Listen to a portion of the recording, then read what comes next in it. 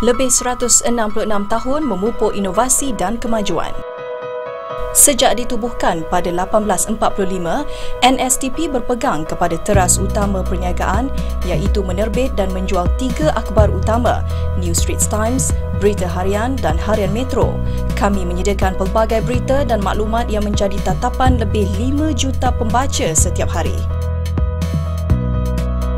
Wawasan kami adalah untuk menjadi syarikat penyebar maklumat yang terbaik di Malaysia dengan memenuhi kehendak pembaca dan pelanggan melalui produk dan perkhidmatan yang terbaik.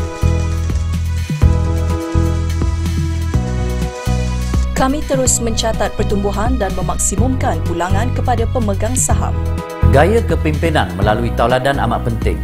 Ia merupakan nadi penggerak yang memacu syarikat dalam mencapai sasaran dan melaksanakan perancangan yang strategik. Di dalam menghadapi suasana cabaran perniagaan masa kini yang selalu berubah, formula kejayaan kami menjurus kepada kombinasi memahami dan memenuhi kehendak pelanggan, kemahiran pengurusan dan kewangan yang baik, serta pengendalian berhemah apabila berurusan dengan pekerja, pelanggan, diikuti dengan gaya kepimpinan yang memberi inspirasi.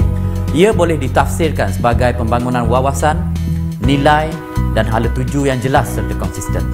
Kami telah memulakan plan 5 tahun untuk mengukuhkan hala tuju syarikat dan menambah nilai kepada kaki tangan melalui program yang dikenali sebagai Project Optimus.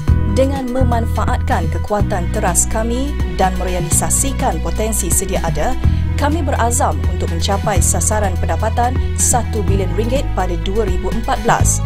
Untuk mencapai sasaran ini, kami menjana perubahan bermula dari dalam untuk memastikan pencapaian semasa dipertingkat dan nilai baru dapat diwujudkan. Sasaran dan misi dikongsi bersama kaki tangan melalui sesi perjumpaan Town Hall setiap suku tahun, mesyuarat ahli jawatankuasa pengurusan, mesyuarat peringkat jabatan atau section, sesi bersarapan bersama ketua pegawai eksekutif, mesyuarat jawatankuasa pengendali Optimus, program retreat tahunan pihak pengurusan kanan dan program retreat atau bina semangat jabatan bagi menjalin matlamat yang seiring dan mengelak sebarang gangguan.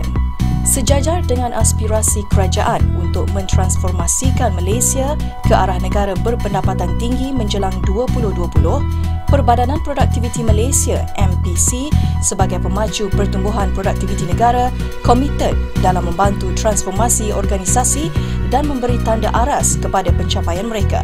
Penyertaan NSTP dalam anugerah kecemerlangan pengurusan kualiti QMEA memperkenalkan kami kepada rangka kerja kecemerlangan perniagaan, satu teknik yang digunakan untuk menganalisis keseluruhan perniagaan dan membantu usaha ke arah kecemerlangan. Di NSTP, pencapaian kami dikaji secara mendalam dan pemantauan yang berkesan sentiasa diberi keutamaan.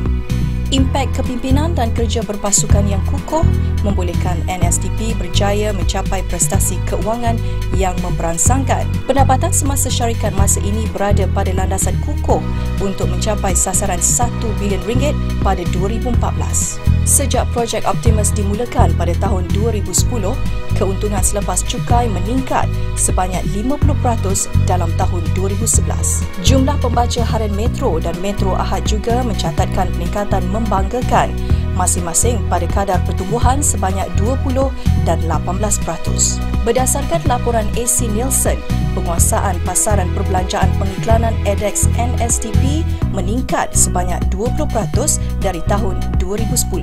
Manakala pendapatan iklan kumpulan NSTP meningkat sebanyak 11% dari tahun 2010. NSTP juga mencapai jumlah penjimatan sebanyak RM10 juta pada tahun 2010 dan RM11 juta pada tahun 2011 melalui projek peningkatan proses perniagaan BPI yang dilaksanakan secara menyeluruh.